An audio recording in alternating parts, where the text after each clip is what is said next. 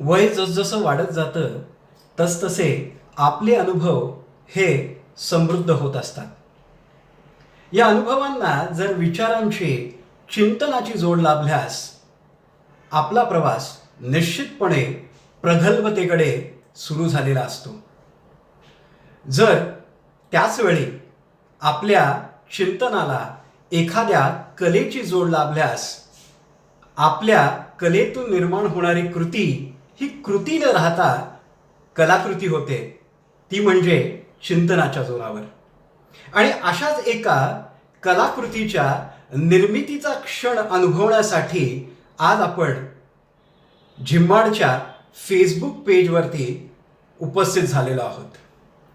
लेखक कवी अशोक गुप्ते लिखित संवेदना प्रकाशन प्रकाशित चिंतन झुमरांची प्रकाश वलये या पुस्तकाचा, या ललित लेख संग्रहाचा ऑनलाईन प्रकाशन सोहळा झिम्माड काव्य समूहाच्या माध्यमातून या फेसबुक पेजवरती आज आयोजित केलेला आहे. त्यासाठी मी सृजन संवादक गीतेश गजानन शिंदे सर्व उपस्थित रसिक श्रोत्यांचे मनपूर्वक स्वागत करतो. महाराष्ट्र कला साहित्य रसिक संस्थेच्या माध्यमातून झिम्माड काव्य समूह गेली 4 वर्ष सातत्याने साहित्य सांस्कृतिक क्षेत्रात काम करत आहे. कवी संमेलन, ऑनलाईन चर्चासत्र अशा साहित्यिक कार्यक्रमांचे आयोजन झिम्माड काव्य समूहाने यापूर्वी केलेले आहे. अगदी ऑनलाईन मंच म्हटलं तर कोरोना काळात अनेक महत्त्वाच्या विषयांवर झिम्माड काव्य समूहाच्या माध्यमातून महाराष्ट्रातील लेखक, कवी, सामाजिक कार्यकर्ते यांनी आपापले विचार या माध्यमातनं, या फेसबुक पेजच्या माध्यमातनं मांडलेले आपण अनुभवलेले असतील. गेल्या वर्षी ज्येष्ठ कवी साहेबराव ठाणगे यांच्या पाऊस पाणी या कविता संग्रहाची दुसरी आवृत्ती झिम्माड फेसबुक पेजवरती त्याचा डिजिटल पद्धतीने प्रकाशन सोहळा नक्कीच तुम्ही त्या सोहळ्यामध्ये उपस्थित झाला होतात. आज असाच एक डिजिटल प्रकाशनाचा ऑनलाईन समारंभ झिम्माड काव्य समूहाच्या मंचावर साकार होतोय, याचा आम्हाला अतिशय आनंद होत आहे. पुन्हा एकदा मी तुम्हा सर्व रसिक श्रोत्यांचे, मान्यवरांचे या प्रकाशन सोहळ्यात मनपूर्वक स्वागत करतो. आत्मबीजाची पौर्णिमा, करार, सांज चकवा, रुमी, मृगजळाचे आभास या कविता संग्रहानंतर ज्येष्ठ कवी अशोक गुप्ते सर तुम्हा आम्हा रसिक वाचकांसाठी चिंतन झुमरांची प्रकाश वलये हा ललित लेख संग्रह घेऊन आलेले आहेत. तर या प्रकाशन सोहळ्यास आपण उपस्थित झालेला आहात आणि आपल्याला उत्सुकता असेल की हे प्रकाशन कोणाच्या हस्ते होणार आहे. ज्येष्ठ कवी आदरणीय अशोक बागवे सरांच्या शुभ हस्ते आज आपल्या समोर या चिंतन झुमरांची प्रकाश वलये या ललित लेख संग्रहाचा प्रकाशन सोहळा होणार आहे. आणि त्यास प्रमुख उपस्थिती ज्येष्ठ कवी सतीश सोळांपूरकर यांची देखील लाभलेली आहे.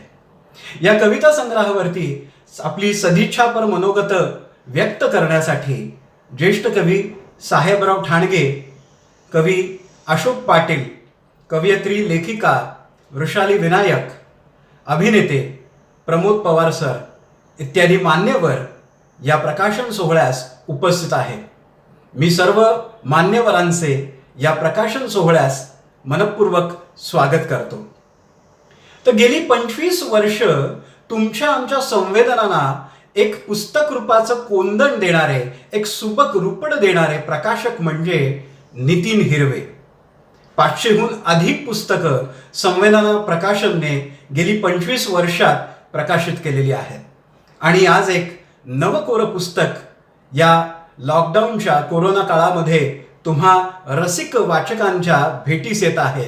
ते म्हणजे अशोक गुप्ते लिखित चिंतन झुमरांची प्रकाशवलीय. मी संवेदना प्रकाशनचे प्रकाशक श्री नितीन हिरवे यांना विनंती करतो की त्यांनी आपलं मनोगत इथे व्यक्त करायचं आहे. मायबाप रसिक आणि वाचक सर्वांचं मी संवेदना प्रकाशनाच्या वतीने या ठिकाणी मनापासून मनपूर्वक स्वागत करत आहे. झिम्मड काव्य समूहाच्या सहकार्याने आणि आमच्या भगिनी वृषाली विनायक हिच्या सहकार्यामुळे आजचा हा अशोक गुप्ते यांच्या चिंतन झुमराची प्रकाशोलय या ललित लेख संग्रहाचं प्रकाशन सोहळा आज होणार आहे. मला सांगायला फार आनंद वाटतोय. संवेदना प्रकाशनाचं हे रौप्य महोत्सवी वर्ष. मी मनामध्ये ठरवलं की वर्षभरामध्ये खूप छान छान चांगली पुस्तकं वाचक रसिकांना द्यावी आणि खऱ्या अर्थाने आमच्या रामदास खरे यांच्या अटल आता आहे या पुस्तकापासून सुरुवात झाली. माझे परम मित्र ज्येष्ठ साहित्यिक आणि कवी अशोक गुप्ते यांची भेट मला आमचे मित्र कवी मित्र सतीश सोळंपूरकर यांच्या प्रकाशन सोहळ्यात झाली. मी पुण्याला परतीच्या वाटेवर निघत असताना प्रवासामध्ये वाशीपर्यंत मला अशोक गुप्तेंचा सहवास मिळाला. आमच्या गप्पा झाल्या आणि त्याच वेळी मनामध्ये खूणगाठ केली हे पुढे मागे आपण नक्कीच अशोक गुप्ते यांच्या पुस्तकाचं प्रकाशन सोहळा करावा. अनेक दिवाळी अंकामध्ये त्यांचे ललित लेख वाचण्यात आले होते. आम्ही ते सर्व ललित लेख एकत्र करून अशोक गुप्तांसाठी अतिशय सरप्राईज होतं. एक अनोळखी भेट होती. शेवटपर्यंत त्यांना कळून दिलं नव्हतं की तुमचं पुस्तक येत आहे म्हणून. आणि या पुस्तकासाठी मला सर्वात जास्त अधिक मदत जर कोणी केली असेल तर ज्येष्ठ कवी अशोक बागवे यांनी मला प्रस्तावना दिली. सुप्रसिद्ध चित्रकार सतीश भावसार यांनी अतिशय सुंदर मुखपृष्ठ पुस्तकासाठी केलं. अनेकांचे हातभार या पुस्तकासाठी लागले. याचे अक्षर जुळवणे जे केलं ते अक्षरवेलचे शिगवण साहेब, अतिशय उत्तम प्रूफ रिडिंग केलं ते आमचे मिलिंद बोरकर, उत्तम छपाई केली ते सचिन कुलकर्णी आणि रंगीत छपाई ज्यांनी केली ते अजित ठोंबरे यांचे मी मनापासून या ठिकाणी आभार मानतो. आता मी बोलतो ते माझे मित्र अशोक गुप्ते यांच्याकडे. अशोक गुप्तांबद्दल मी काय सांगू. अतिशय नम्र, लागवी, मनमिळाऊ, लढीवाळ आणि प्रेमळ व्यक्तिमत्व असलेलं हे व्यक्तिमत्व आमच्या संवेदना प्रकाशनाच्या परिवारामध्ये सामील झालं. आज अशोक गुप्ते यांचं चिंतन झुमराची प्रकाशवलय या पुस्तकाचं प्रकाशन सोहळा करत असताना मला आनंद वाटतोय. अशोक गुप्ते यांचं पुढील प्रत्येक साहित्य, मग कविता संग्रह असो, ललित लेख असो, कथा संग्रह असो, तो पुस्तक रूपाने प्रकाशित करण्याचा आमचा मानस आहे. आणि नक्कीच वाचक रसिक त्यांचं स्वागत करतील. आजच्या या प्रकाशन सोहळ्यासाठी अनेक मान्यवरांचं सहकार्य लाभले. त्यामध्ये वृषाली विनायक आहेच, ती तर मुख्य आहे. आमचे मित्र रामदास खरे आहेत. अष्टगंध प्रकाशनाचे संजय शिंदे आहेत. प्रमोद पवार आहेत. आमचे परममित्र दादा आणि आमचे मित्र नारायण जाधव यांचे या सहकार्य मिळाले आहे. अशोक बागवेंबद्दल काय बोलावं. फक्त त्यांना फोन करावा. कधी नकाराची घंटा त्यांच्याकडनं कधीच नसते. प्रत्येक प्रकाशन सोहळ्याला आणि माझ्या प्रत्येक साहित्य कृतीला त्यांचा हातभार असतो, त्यांचं सहकार्य असतंच. आज पण ते आपलं अशोक गुप्ते यांच्या चिंतन झुमराची प्रकाशवलय प्रस्तावना दिलीच, पण प्रस्तावनेच्या बाहेरचे बद्दल ते आज या ठिकाणी नक्कीच आपले दोन शब्द मांडतील. चिंतन झुमराची प्रकाशवलय या अशोक गुप्ते यांच्या पुस्तकासाठी मला अनेक मित्रपरिवारांचा आणि अनेक व्हॉट्सअप समूहाचं सहकार्य मला मिळाले. त्यांचं या ठिकाणी ऋणांकित होऊन नाव घेणं मला गरजेचं आहे. त्यामध्ये आपला झिम्मड काव्य समूह आहेतच, आमचा बुक क्लब, त्याच्यामध्ये अनेक नामवंत साहित्यिक सहभागी आहे असा आमचा बुक क्लब समूह. मंडळी, परत एकदा मी आपल्या सर्वांचा मनापासून आभार मानतो. संवेदना प्रकाशनाच्या या 25 वर्षाच्या वाटचालीमध्ये आपला सहभाग, सहकार्य हे सतत माझ्या पाठीशी असावं ही मी आपल्याला विनंती करतो आणि इथेच थांबतो. नमस्कार. प्रकाशक नितीनदादा हिरवे यांचं मनोगत आपण ऐकलं. प्रकाशकाच्या भूमिकेतून या ललित लेख संग्रहाचा उलगडा निश्चितच आपल्या रसिक श्रोत्यांना झाला असेल. तर यापुढेही गेल्या 25 वर्षात जशी प्रगल्भ जाणीवांची चिंतनशील पुस्तकं संवेदना प्रकाशनने प्रकाशित केलेली आहेत, हा प्रवास, सर्जनशील प्रवास असाच सुरू राहील अशी मला निश्चितपणे खात्री वाटते. ज्या पुस्तकाच्या निमित्ताने आपण इथे जमलेलो आहोत त्याचे लेखक कवी अशोक गुप्ते सर. कवी म्हणून त्यांची ओळख फार मोठी आहे. त्यांच्या कवितांना आपण वेळोवेळी दाद दिलेली आहे. एका ठिकाणी ते असं म्हणतात, सत्तेविरुद्ध काही बोलून लोक देती, सत्तेविरुद्ध काही बोलून लोक देती, कापून जीभ माझी देतील हेच हाती. सत्तेविरुद्ध काही बोलून लोक देती, कापून जीभ माझी देतील हेच हाती. त्यांचीच वाहवाह जे करतील लोक सारे, त्यांचीच वाहवाह जे करतील लोक सारे, भरतील फक्त त्यांची हे लोक बँक खाती. देतात ते मुलामा खोट्यास रे खऱ्याचा, देतात ते मुलामा खोट्यास रे खऱ्याचा, ऐकून रोज खोटे भुरळून लोक जाते. सत्तेविरुद्ध काही बोलून लोक देती, कापून जीभ माझी देतील हेच हाती, देतील हेच हाती. अशा ओळी लिहिणारे आपले कवी अशोक गुप्ते सरांचा हा पहिला ललित लेख संग्रह चिंतन झुमरांची प्रकाश वलये, ह्यामागचं चिंतन, ह्यामागची भूमिका नेमकी काय आहे ही व्यक्त करण्यासाठी मी लेखक कवी अशोक गुप्ते सरांना विनंती करतो की त्यांनी आपलं मनोगत इथे व्यक्त करायचं आहे. नमस्कार मंडळी. आज अत्यंत आयुष्यामध्ये माझ्या आनंदाचा दिवस आहे, कारण आज माझं 6वं पुस्तक प्रकाशित होत आहे. हे पहिलं पुस्तक आहे जे मी ललित लेखांचं केलेलं आहे. ह्याच्यापूर्वी माझे 5 कविता संग्रह प्रसिद्ध झालेले आहेत. अतिशय भारावून गेलेलो आहे मी आपल्या सगळ्यांच्या उपस्थितीमध्ये. मूलतः मी कवी आहे, म्हणजे माझा DNA बघाल तर तो कवीच आहे. कारण कवी बी म्हणजे नारायण मुरलीधर गुप्ते हे माझे आजोबा, माझ्या वडिलांचे वडील, त्यांच्याकडनं मला हा घराण्यातूनच वारसा आलेला आहे कवित्वाचा. मग फार नंतर मी ललित लेखनाकडे वळलो. तर ललित लेखनाकडे मी का वळलो याची कारणं आता बघितली तर मला असं वाटतं की कविता आपल्याला नेहमीच सुचत नाही आहे. कविता हे ईश्वराचं देणं आहे असं माझं नेहमीचंच मत आहे.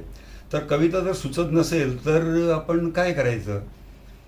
मग आपण वाचन करतो, मनन करतो, निरीक्षण आपलं चालूच असतं किंवा चिंतन आपलं चालूच असतं, पण त्याबरोबर हात आपला लिहिता राहायला पाहिजे.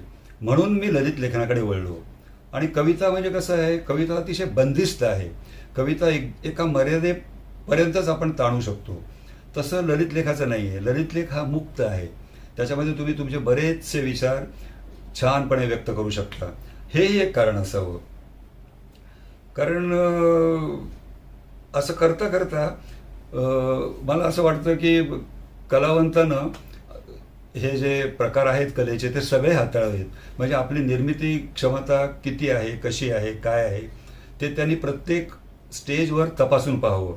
त्याच्यासाठी त्यांनी कविता लिहाव्यात, कथा लिहाव्यात, ललित लेख लिहावेत, अभंग, गझल किंवा हायकूसारखे प्रकार, हे सगळे प्रकार मी हाताळून बघितलेले आहेत.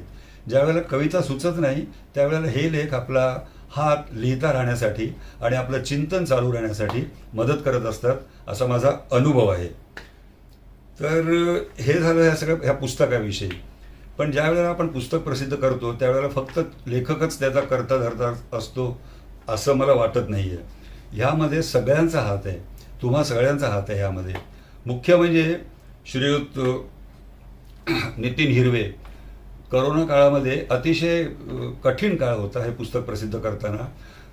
प्रिंटर चालू नव्हते, प्रिंटिंग प्रेस चालू नव्हत्या, बाइंडर येत नव्हते, अनेक अडचणी श्रीयुत नितीन हिरवे यांना आल्या, पण त्या त्यानं हसतमुखानं आणि आपल्या घरचं कार्य आहे असं समजून त्यांनी ह्या सगळ्या हाताळल्या आणि त्यांनी हे सुंदर पुस्तक तुमच्या हाती स्वाधीन केलेलं आहे, पहिली गोष्ट.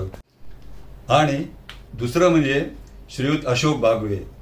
अशोक बागवे ह्यांना मी नेहमी मितवा म्हणत असतो, कारण ते आमचे मित्र आहेत, तत्त्वज्ञ आहेत आणि वाटाळे आहेत. माझ्या प्रत्येक पुस्तकामध्ये त्यांचा सिंहाचा वाटा असतो. कुठलीही कविता झाली तरी पण त्यांच्याकडनं मी ती परिष्कृत करून घेत असतो.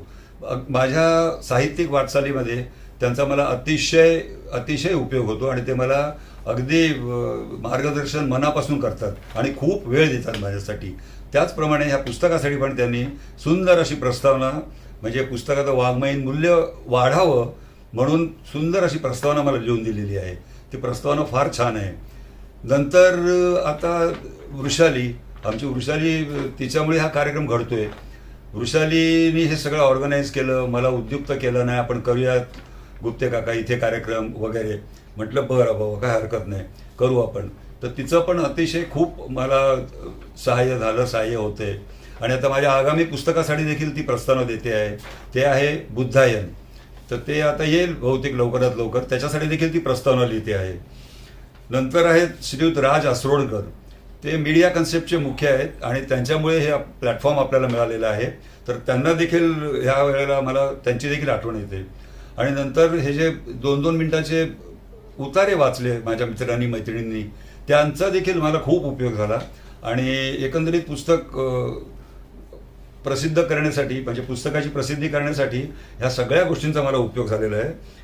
तर हे असंच ह्या सगळ्यांचे हे कॉन्ट्रीब्युशन आहेत, म्हणून मी असा इतपत येऊ शकलो. जीवनात मला तुमची जी शुभेच्छा आहेत त्या मला नेहमी अशाच लाभोत आणि प्रेम हे आहे हे असंच नेहमीच लाभो मला, असं मला वाटतंय आणि मी अशी अपेक्षा करतो. शेवटी मी फक्त 2 ओळी बोलून माझं भाषण संपवतो. मी तुम्हाला अशी विनंती करतो की वातही स्नेहाची तेवत राहावी, वातही स्नेहाची तेवत राहावी, दिवाळीचं व्हावी जीवनाची. वातही स्नेहाची तेवत राहावी, दिवाळीचं व्हावी जीवनाची. प्रेमाचा आषाढ बरसत राहो, प्रेमाचा आषाढ बरसत राहो, नाचतच राहो मन मोर.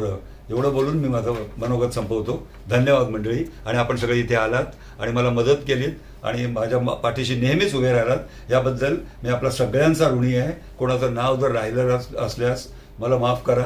इथे जे भाषण करणारे आहेत, इथे जे आलेले आहेत, त्यांचं देखील मी अत्यंत मनापासून आभारी आहे. आणि प्रमोद पवार, मुख्य म्हणजे प्रमोद पवार यांचं नाव राहिलं.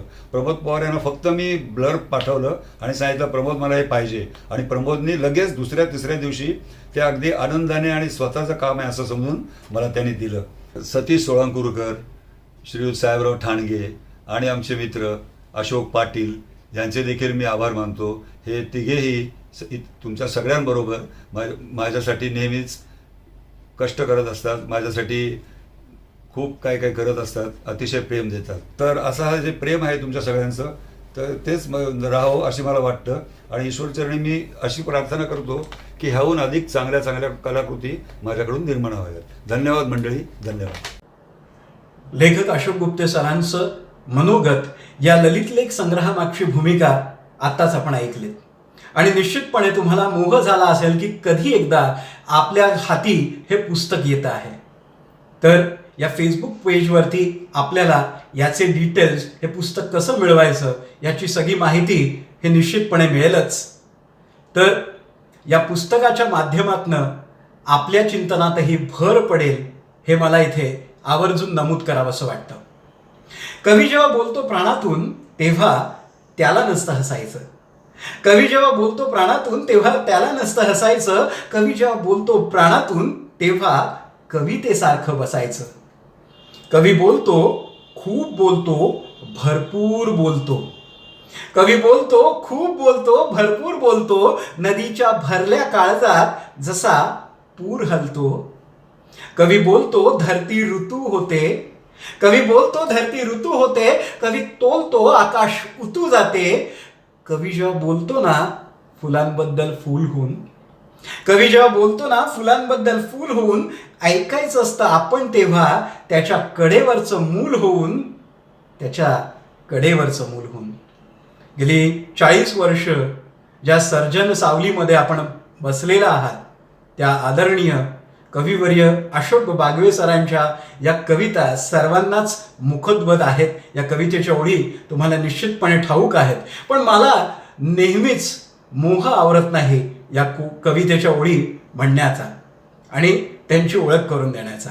महाराष्ट्राला सुपरिचित असलेले बागवे सर त्यांची आजवर 15 कविता संग्रह आणि पुढल्या आठवड्यात त्यांचा एक नवा कोरा कविता संग्रह माझ्या सृजन संवाद प्रकाशनातर्फे प्रकाशित होत आहे, मौनाचा निशब्द कोलाहल. म्हणजे एकूणच बागवे सरांचे आज तागायत 16 कविता संग्रह प्रकाशित झालेले आहेत. त्यानंतर ललित लेख संग्रह, कथा, कादंबरी, समीक्षा अशी गद्यलेखनाची 7 पुस्तकं, म्हणजे एकूणच 23 पुस्तकांचे मानकरी आपले आदरणीय कविवर्य अशोक बागवे सर आहेत. मी बागवे सरांना विनंती करतो की चिंतन झुमरांची प्रकाश वलये या ललित लेख संग्रहाचा तुमच्या शुभ हस्ते त्याचं अनावरण करावं, त्याचं प्रकाशन करावं ही मी बागवे सरांना विनंती करतो. सर्व रसिकांनी आपल्या, मला माहिती आहे हा सोहळा जो आहे हा ऑनलाईन आहे, पण आपण जिथे देखील आहात तिथे तुमच्या टाळ्यांचा कडकडाट करून आपण या पुस्तकाला सदिच्छा देऊ शकतात. एक सकारात्मक ऊर्जा या निमित्ताने निश्चितपणे ही निर्माण होणार आहे. तर बागवे सरांच्या शुभ हस्ते हा प्रकाशन सोहळा आपण आता अनुभवत आहात.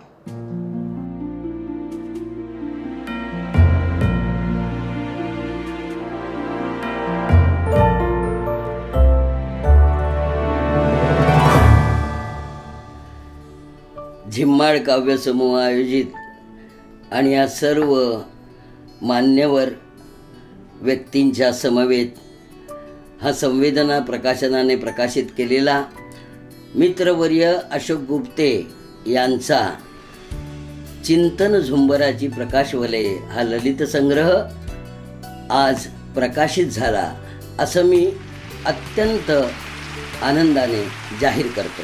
बागवे सरांच्या शुभ हस्ते या ललित लेख संग्रहाचं प्रकाशन झालेलं आहे. धन्यवाद सर.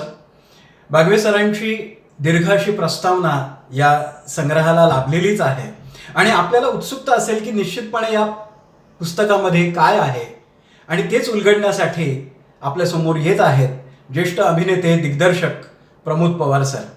गेली 40 वर्ष ते या क्षेत्रात कार्यरत आहेत. टिळक आणि आगरकर मधली टिळकांची भूमिका असो किंवा आर्य चाणक्य मधली चाणक्याची भूमिका ही त्यांची गाजलेली आहे, नावाजलेली आहे. सध्याचे अनन्य नाटक असो किंवा अनेक मालिकांच्या माध्यमातनं, चित्रपटांच्या माध्यमातनं ते आपल्याला भेटलेले आहे. त्यांचं काम आपण पाहिलेलं आहे. आघात या चित्रपटासाठी 1991चं राज्य शासनाचं पारितोषिक त्यांना लाभलेलं आहे. त्याने ते सन्मानित झालेले आहेत आणि 2017मध्ये ट्रकभर स्वप्न या चित्रपटाचं दिग्दर्शन सुद्धा त्यांनी केलेलं आहे, ज्यामध्ये मकरंद देशपांडे आणि क्रांती रेडकर यांची भूमिका होती. तर मी प्रमोद पवार सरांना विनंती करतो की त्यांनी या संग्रहाच्या ब्लर्बचं वाचन, ज्याचं ब्लर्ब आणि प्रस्तावना ही अशोक बागवे सरांनी लिहिलेली आहे, त्याचं वाचन आपल्यासाठी करावं. विशुद्ध कल्पनेच्या पातळीवर प्रखर सत्यामधील सौंदर्याचा प्रत्यय देणं हे ललित गद्याचे मर्म आहे. म्हणजेच सौंदर्यपूर्ण, निरागस पण किमया असलेली अभिव्यक्ती, त्यास ललित म्हटले आहे. म्हणूनच कल्पनेच्या पातळीवर असलेल्या सत्यान्वेषी सौंदर्यपूर्ण शाब्दिक अभिव्यक्तीला ललित गद्य अशी संज्ञा आहे. ही ललित गद्याची सर्व लक्षणे चिंतन झुंबराची प्रकाश वलये या ललित लेख संग्रहात जागोजागी दृष्टोत्पत्तीस पडतात. अशोक गुप्ते यांचा मूळ पिंड हा अध्यात्माचा आहे. तो अशोक गुप्ते यांच्या चिंतनाचा मूलाधार आहे. या सर्व आरसपानी ललित लेखात चिंतन आहे, पण त्याचे जडत्व नाही. प्रकाशवलयांची आभा अनुभवाला उजळत ठेवणारी आहे. झुंबरे आहेत, पण ती डोळे दिपवणारी नाहीत, तर आल्हाददायक मनप्रभेची निरांजन ठरलेली आहेत. अनुभूतीचे मर्म करतळी आवळा ठेवावा, तसे स्वानंद रूपी दर्शन प्रतिबिंबित झालेलं असल्यामुळे या चिंतन झुंबराचा प्रत्येक हेलकावा म्हणजे एक एक प्रकाश वलयांकित ललित लेख ठरावा. इतकी प्रज्ञावंत निर्मिती अशोक गुप्ते यांनी आपापतः केलेली आहे. सरस आणि सुरस, प्रसन्न आणि प्रच्छन्न, युज आणि सायुज्य, रत आणि अविरत चिंतनाचा प्रकाशदायी प्रवास म्हणजे चिंतन झुंबराची प्रकाश वलये हे ललितसार ठरावे. असे हे सारस्वताचे गोड बहरलेलं नक्षत्र आहे अशोक बागवे. धन्यवाद प्रमोद पवार सर. या पुस्तकाबद्दल निश्चितच सर्वांना उत्सुकता निर्माण झाली असेल. इतकं सुंदर अभिवाचन प्रमोद पवार सरांनी या ठिकाणी केलेलं आहे. डॉक्टर अशोक पाटील हे देखील कवितेतलं एक महत्त्वाचं नाव. गेली अनेक वर्ष ते लिहिते आहेत आणि या पुस्तकाच्या निमित्तानं त्यांनाही आपलं मनोगत, सदिच्छापर मनोगत इथे व्यक्त करायचं आहे. मी डॉक्टर अशोक पाटील यांना विनंती करतो की त्यांनी या पुस्तकास शुभेच्छा द्याव्यात. नमस्कार रसिक हो, मी डॉक्टर अशोक पाटील, रेडिओलॉजिस्ट, नवी मुंबई. आज मला अतिशय आनंद होत आहे की माझे परममित्र अशोक गुप्ते यांचं नवीन पुस्तक चिंतन झुंबराची प्रकाश वलय याचं प्रकाशन होत आहे आणि तेही आमचे मित्र नितीन हिरवे यांच्या संवेदना प्रकाशनतर्फे. तर आजपर्यंतची यांची साहित्य निर्मिती आणि वाटचाल जी आहे अशोक गुप्तेंची ती खरोखर वाखाणण्याजोगी आहे. की त्यांना जेव्हा इंदिरा संत पुरस्कार मिळाला त्यावेळी आम्हा सर्व रसिकांना खूप आनंद झाला होता आणि ते अतिशय चिंतनशील आहेत आणि नवीन त्यांचे प्रक्रिया जी आहे साहित्य निर्मितीची ती चालू असते आणि त्यांची अस्वस्थता जेव्हा आम्हाला जाणवते तेव्हा लक्षात येतं की आता काहीतरी नवीन साहित्य निर्मिती चालू आहे आणि एक नवीन पुस्तक आता अशोक गुप्ते आपल्याला देणार आहेत. आणि त्यांच्यामध्ये एक गुण चांगला आहे की जी साहित्य निर्मिती झाल्यानंतर ते अशोक बागवे असो, साहेबराव ठाणगे असो, त्यांची मतं घेतात आणि प्रामाणिकपणे काही चुका असतील तर त्या सुधारणा करण्यासाठी विनंती करतात. ही त्यांची विनयशीलता मला खूप भावते. आणि आजपर्यंतची त्यांची आलेली आत्मबीजाची पौर्णिमा, करार, रुमी, मृगजळाचे आभास आणि सांज चकवा या ही सगळी पुस्तकं माझ्याकडे आहेत. कोरोनामुळे आपण प्रत्यक्ष हा सोहळा साजरा करू शकत नाही याचे वाईट वाटते, पण आत्तापर्यंतचे प्रकाशन सोहळे अतिशय संस्मरणीय झालेले आहेत. पण मी अशोक गुप्ते यांना या पुस्तकाच्या प्रकाशनानिमित्त चिंतन झुंबराची प्रकाश वलये या पुस्तकासाठी शुभेच्छा व्यक्त करतो. धन्यवाद. धन्यवाद डॉक्टर अशोक पाटील सर. आपल्या शुभेच्छा निश्चितपणे या पुस्तकाला त्याची उर्मी वाढवणाऱ्या आहेत. सैरभैर, वेदना संवेदना, कविता रंग, पाऊस पाणी या कविता संग्रहांनी ज्यांची ओळख रसिकांच्या काळजाला झाली ते ज्येष्ठ कवी साहेबराव ठाणगे. मनातल्या मनात, खेळखंडोबा, चांग भलं हे ललित लेख संग्रहसुद्धा साहेबराव ठाणगे यांचे प्रसिद्ध आहेत. त्यांना अनेक पुरस्काराने आजपर्यंत नावाजलेलं आहे, त्यांना सन्मानित केलेलं आहे. एकता कल्चरल पुरस्कार असो किंवा जनादेश साहित्य पुरस्कार असो, शब्दगंध राज्यस्तरीय साहित्य पुरस्कार असो, अशा अनेक पुरस्कारांनी सन्मानित ज्येष्ठ कवी साहेबराव ठाणगे यांना सुद्धा मी विनंती करतो की त्यांनी आपलं सदिच्छापर मनोगत इथे व्यक्त करायचं आहे. नमस्कार. माझा ज्येष्ठ कवी मित्र अशोक गुप्ते यांचा चिंतन झुंबराची प्रकाश वलय हा पहिलाच ललित लेख संग्रह आज प्रकाशित होतो आहे, याचा मला मनोमन आनंद होतो आहे.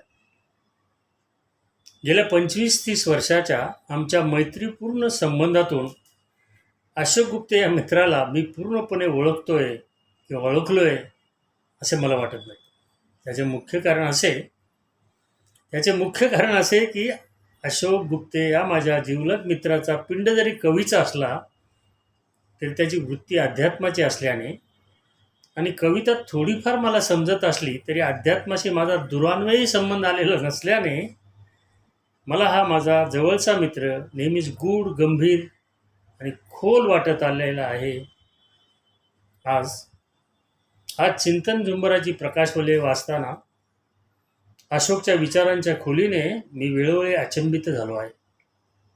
या माझ्या कविमित्राने हलक्या फुलक्या असे विषयांचे लेख, ज्ञानेश्वरीतील ओव्या, गाथेतील अभंग आणि दासबोधातील ओव्यांची पखरण करीत लालित्यपूर्व शैलीत असे काही फुलवले आहेत की वाचता वाचता आपणास आत्मिकानंदाचा लाभ झाल्याशिवाय राहत नाही.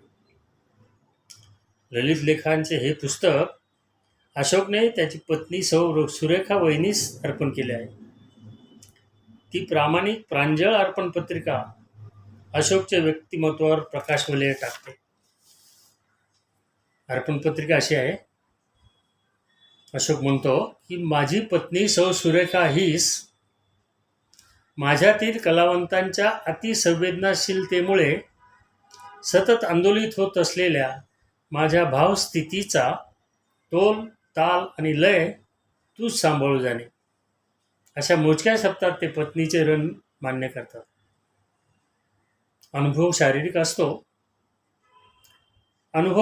असतो, अनुभूती आत्मिक असते, असे सुरुवातीस नमूद करून अनुभवापासून अनुभूतीकडे आणि अनुभूतीकडून अभिव्यक्तीकडे जाण्याचा प्रवास म्हणजे निराकारापासून साकाराकडे, बीजापासून भव्य वृक्षाकडे आणि शून्याकडून शतकाकडे जाण्याचा प्रवास, असे मनोगतात ते व्यक्त करतात. रामदास, ज्ञानोबा, तुकोबांच्या ओळीने सजवून आलेले अगदी घर अंगणातील साध्या साध्या विषयाच्या लेखामध्ये त्यांनी त्यांच्या स्वतःच्या अभंग ओळीचीही पखरण करून लिखाणास उंची प्राप्त केली आहे.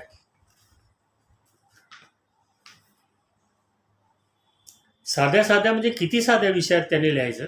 एक ठिकाणी ते असं लिहितात की काळ किती बदलला आहे.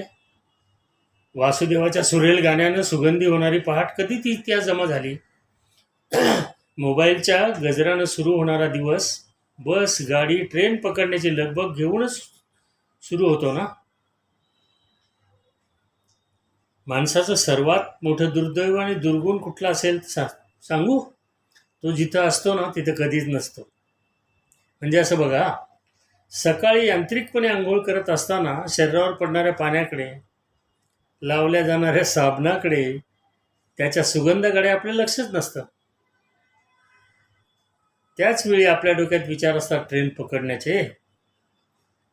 घाईघाईने कपडे करता करता रिक्षा मिळेल की नाही हे विचार ट्रेनमध्ये बसल्यावर नजरेसमोर दिसतं मास्टर आणि ऑफिस, आणि मास्टरवर सही करता करता साहेबांचा चेहरा. मग असे छोट्या छोट्या विषयातून हे ललित लेख फुलवत अशोकनी आपली ललित लेख पूर्ण केले.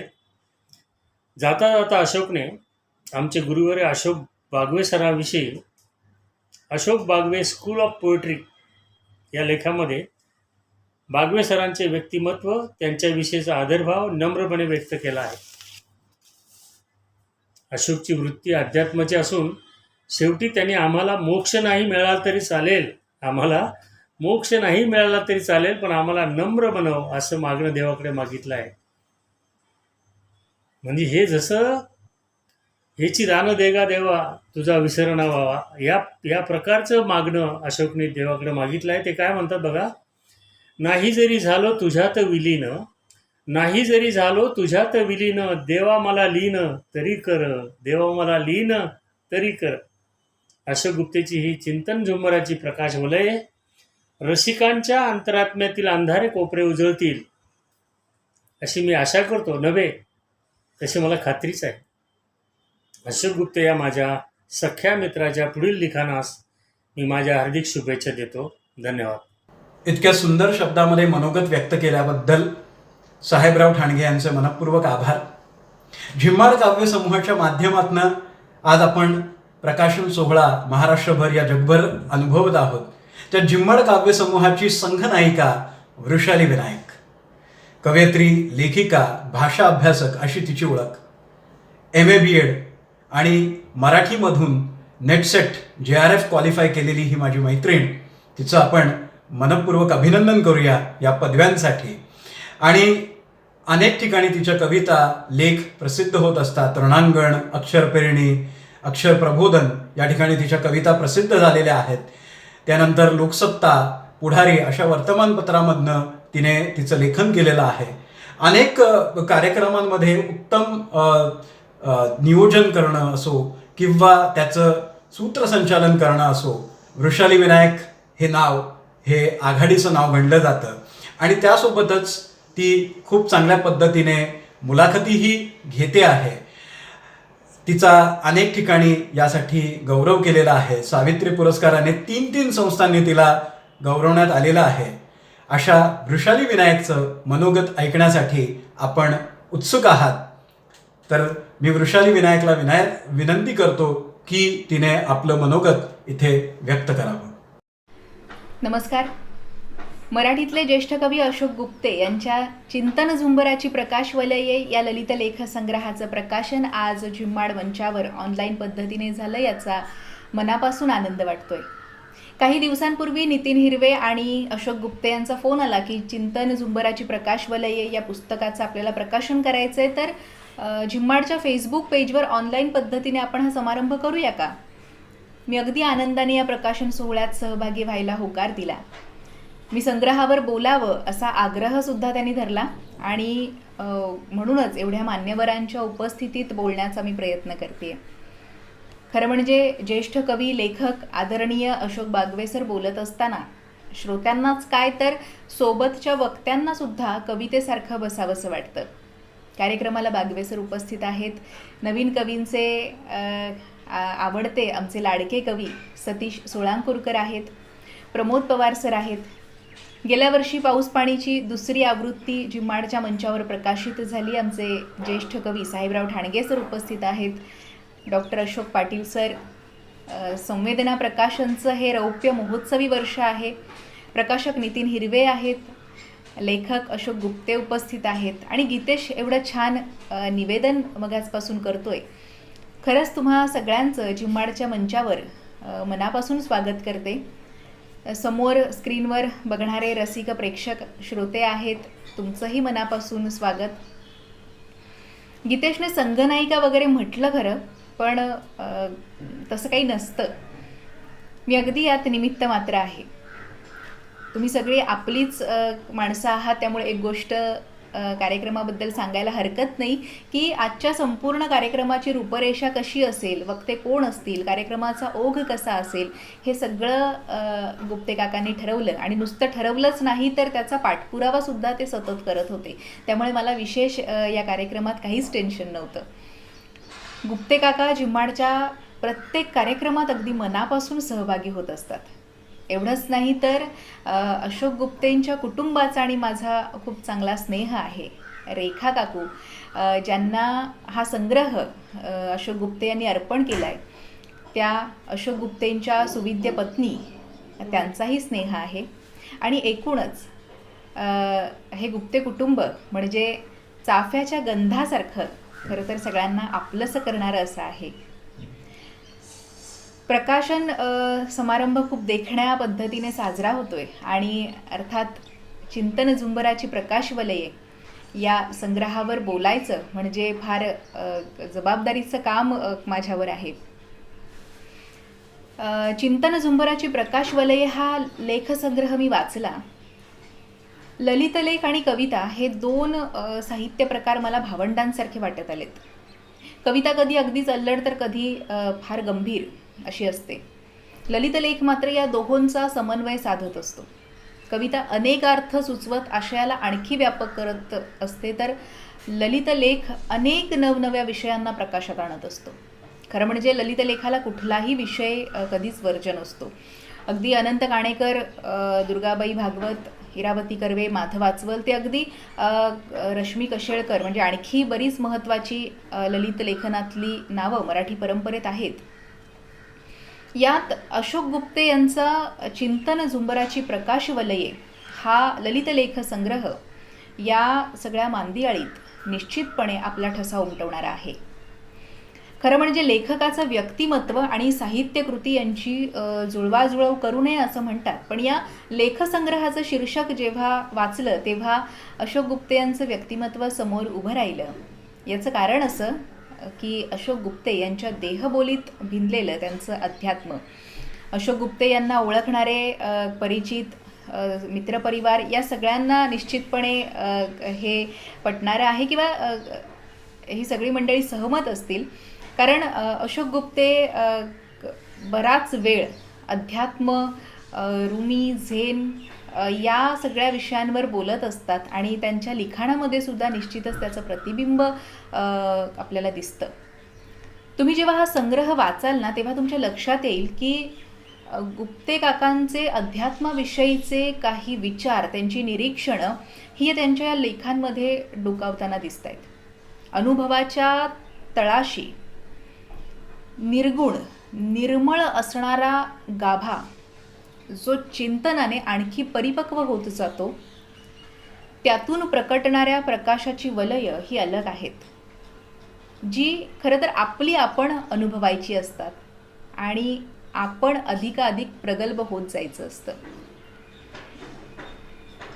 प्रगल्भ होण्याचा प्रवास या लेखसंग्रहामध्ये आहे असं मला वाटतं. या लेखसंग्रहात एक कुटुंबातला सदस्य म्हणून आपल्या भोवताली असणारी रक्ताची माणसं, त्यांचे स्वभाव, त्यांच्या आठवणी, मित्र, परिचित इथपासून ते समाजाचा एक घटक म्हणून ज्या ज्या समूहांशी, वर्तुळांशी आपण जोडलेले असतो त्यातील अनेक निरीक्षणं लेखकाने इथे नोंदवली आहेत. म्हणजे साहित्य क्षेत्रात वावरत असताना साहित्य लेखनापासून ते आस्वादापर्यंत जे जे चढउतार लेखकाने बघितले ते साहित्यविषयक विचारांमधून मांडलेले आहेत. या संग्रहात लेखकाने अध्यात्मविषयक बरेच दाखले उद्घृत केलेत. पण मला वाचक म्हणून या लेखांमधला व्यक्तिचित्रणाचा भाग अधिक जवळचा वाटला. खरं तर प्रत्येक लेखात व्यक्तिचित्रण आहेच. अगदी लेखकाच्या आईच्या काही सवयी ते त्यांच्या नातींच्या बाळबोध प्रश्नांचं काही गमतीशीर रूप, त्यांचे काही गमतीशीर किस्से, असं सगळं या लेखकाने फार बारकाव्याने इथे मांडलेलं आहे. बुद्ध, ज्ञानेश्वर इथपासून ते बहिणाबाई, कवी बी, ज्येष्ठ कवी द. भा. धामणसकर, अशोक बागवे यांच्या कविता, त्यांचे स्वभाव, लेखकाच्या चिंतनावर या व्यक्तींचा असलेला प्रभाव हे सुद्धा अगदी मनमोकळेपणाने या लेखांमध्ये वाचायला मिळतं. एकीकडे गत आठवणींना उजाळा द्यायचा, त्याचं मनन करायचं, चिंतन करायचं आणि त्यातून जे काळजात झिरपत जाईल त्या अस्सलतेचं तेज म्हणजे खरं तर ही प्रकाशवलय आहेत असं मला वाटतं. हा प्रकाश प्रखर नाही तर शीतल आहे. लेखकाच्या अध्यात्मविषयक विचारांनीच त्याच्या लौकिकातील विचारांच्या वन्हीला अनेकदा शांत केलं आहे असं आपल्याला या लेखांमधून सतत वाटत राहतं. त्यातून निर्माण झालेली प्रकाशवलय ही गंधभारित आहेत. अशोक गुप्तेंमधली कवित्व वृत्ती ही बऱ्याचदा आपल्याला लेख वाचताना जाणवत राहते. बरेच खरं तर मुद्दे बोलण्यासारखे आहेत, परंतु ऑनलाईन कार्यक्रमाच्या मर्यादा आणि आपल्याला अध्यक्षांचं प्रमुख पाहुणे सतीश सर यांचंही पुढे मनोगत ऐकायचं आहे, त्यामुळे मी फार खरं तर तुमचा वेळ घेत नाही. पण एक जाता जाता असं वाटतं की कथा, कविता, कादंबरी, अगदी ललितलेख हे सगळे साहित्य प्रकार जेव्हा आपण लिहितो तर तिथे लेखक म्हणून आपली भावस्थिती काय असते किंवा लेखक म्हणून या निर्मिती प्रक्रियेमध्ये आपल्याला काय वाटत असतं हे सांगणं खरं तर निर्मात्याचं काम नाही, तर तशी भावावस्था इतरांमध्ये निर्माण करणं हे मुख्य म्हणजे त्या निर्मात्याचं, लेखकाचं काम आहे. चिंतन झुंबराची प्रकाशवलये या संग्रहाचं हे बलस्थान आहे असं वाटतं. गुप्ते काकांच्या संग्रहाला सदिच्छा देते. खरं तर त्यांचे आशीर्वाद या निमित्ताने मी घेते. या ललित लेखसंग्रहातील काही निवडक लेखातील उतार्यांचं अभिवाचन गेल्या 4-5 दिवसांपासून आपण यूट्यूबवर बघतोय. संजय शिंदे, रामदास खरे, सुदेश मालवणकर, कविता मोरवणकर, संकेत म्हात्रे, संगीता अरबुणे ही सगळी मंडळी या अभिवाचनामध्ये सहभागी होती. त्यांचाही खरं तर या संपूर्ण कार्यक्रमात खारीचा वाटा आहे. या माझ्या कवी मित्र मैत्रिणींचे आभार मानते आणि ऑनलाईन रसिक तुमचेही मी ऋण व्यक्त करते आणि इथेच थांबते. 2 कवितांमध्ये एक अंतराय असतं, एक ठहराव असतो. त्यामध्ये कवी नेमकं काय करतो त्याचं चिंतन हे अहोरात्र सुरूच असतं आणि या चिंतनातून निर्माण होते ते म्हणजे ललित. असं सुंदर ललित आज आपण त्याबद्दलचं विवेचन ऐकत आहोत. आणि या पुस्तकावरती बोलण्यासाठी माझे लाडके कवी सतीशदादा सोळांकुरकर यांची सुद्धा या प्रकाशन सोहळ्यास उपस्थिती आहे. सतीशदादांनी मानसशास्त्र विषयातून मुंबई विद्यापीठाची पदवी संपादन केलेली आहे. अणु ऊर्जा आयोग भारत सरकारद्वारा मेरिटियस अवॉर्ड्सने ते सन्मानित आहेत. जनकवी पी सावळाराम पुरस्कार असो, पद्मश्री दया पवार पुरस्कार असो, आविष्कार ठाणे भूषण पुरस्कार किंवा दक्षिण महाराष्ट्र साहित्य सभा पुरस्कार, माय मराठी पुरस्कार, जनादेश पुरस्कार अशा अनेक पुरस्कारांनी सतीशदादांना गौरवण्यात आलेला आहे. पत्रास कारण की, एकांताचा दिवा, सावी, देणे घेणे जीव घेणे, सांगण्यासारखं, रुजवात, तिन्ही सांजेची भुलावण, सावलीचे घरटे असं त्यांचं प्रकाशित साहित्य आहे. हे साहित्य संचित आपल्याला वेगवेगळ्या वाटेंवरती भेटत आलेलं आहे. मी सतीशदादांना विनंती करतो की त्यांनी आपलं मनोगत इथे व्यक्त करायचं आहे. नमस्कार. गीतेशनं खूप सुंदर ओळख करून दिलेली आहे. खूप आभार गीतेश. या कार्यक्रमासाठी उपस्थित प्राध्यापक कविवर्य अशोक बागवे सर जे या कार्यक्रमाचे अध्यक्ष आहेत, कविवर्य साहेबराव ठाणगे, आपल्या सर्वांचे लाडके अभिनेते प्रमोद पवार, कवयित्री वृषाली विनायक, हा इतका सुंदर देखणा संग्रह ज्याची निर्मिती केलेली आहे ते संवेदना प्रकाशनाचे आपल्या सर्वांचे लाडके मित्र नितीन हिरवे. खरं तर नितीन हिरवे यांचं कौतुक करायला पाहिजे. 25 वर्ष त्यांची पूर्ण झालेले आहेत या प्रकाशनाच्या व्यवसायामध्ये आणि अनेक उत्तम पुस्तकं त्यांनी प्रकाशित केलेली आहेत. मला सांगायला खूप आनंद होतो की माझ्याही काही पुस्तकांना प्रकाशित करता आलं मला नितीनच्या प्रकाशन संस्थेतर्फे. हा माझा वैयक्तिक आनंदाचा भाग आहे. वृषाली विनायक आहे आणि ज्यांच्या या ललित लेख संग्रहाचं प्रकाशन करण्यासाठी आपण इकडे सगळे उपस्थित आहोत आज, ते माझे जवळचे मित्र अशोक गुप्ते. चिंतन झुंबराची प्रकाशवलये हा त्यांचा पहिला ललित लेख संग्रह आज इथे प्रकाशित झाला बागवे सरांच्या हस्ते. आपल्या सर्वांच्या साक्षीने त्याचं प्रकाशन झालं आणि हा एक खूप आनंदाचा भाग आहे असं मला वाटतं. याचं कारण असं की अशोक गुप्ते यांचा पिंड कवितेचा आहे. यांची नाळ किंवा यांचा DNA जर आपण म्हटलं तर हा कवितांचा आहे. त्याबद्दल मी नव्यानं तुम्हाला काही सांगायला नको, कारण आपल्या सर्वांचे लाडके कवी बी यांचे ते नातू आणि हा सगळा वारसा त्यांच्या आजोबांच्याकडून त्यांच्याकडे आलेला आहे. आजपर्यंत त्यांचे 5 कविता संग्रह प्रकाशित झालेले आहेत. त्याला उदंड प्रतिसादही मिळालेला आहे. आपण त्या सगळ्या कवितांचा आस्वाद घेत असतानाच आज एका वेगळ्या वळणावर अशोक गुप्ते चिंतन झुंबराची प्रकाशवलये असा नावाचा ललित लेख संग्रह घेऊन आपल्यासमोर आलेले आहेत. हा ललित लेख संग्रह मी वाचला. खरं म्हटलं तर ललित मलाही खूप आवडतं. मीही मध्ये ललित लिहिण्याचा प्रयत्न करतो. बागवे सरांनी एके ठिकाणी म्हटलं होतं की कथा आणि कविता यांच्यामध्ये एक धुसर अशी एक तलमरेषा असते. त्या तलमरेषाला जेव्हा आपण स्पर्श करतो तेव्हा उत्तम ललित निर्माण होतं. मला वाटतं त्या तलम वस्त्राला किंवा त्या तलम पदराला हात लावण्याचा प्रयत्न गुप्तेने केलेला आहे आणि तो पदर त्यांच्या हातामध्ये आला असं मला वाटतं. एकूण 31 लेख या संग्रहामध्ये आहेत आणि ते जर आपण वाचले तर एक गोष्ट आपल्या लक्षात येते की खरं म्हणलं तर वेळेचं बंधन आहेच. आणि काय होतं की कार्यक्रम जेव्हा आपण ऑफलाईन करतो, म्हणजे आपण सगळे समोरासमोर बसून ऐकत असतो, त्यावेळेला बोलणं आणि ऑनलाईन कार्यक्रम सुरू होत असताना बोलणं त्याला काही मर्यादा असतात. वेळेचं बंधन पाळावं लागतं आपल्या सर्वांना. अर्थात तेव्हाही पाळावं लागतं नाही असं नाही, त्याची मला जाणीव आहे. आणि म्हणून यातल्या प्रत्येक लेखावर बोलता येणं शक्य आहे.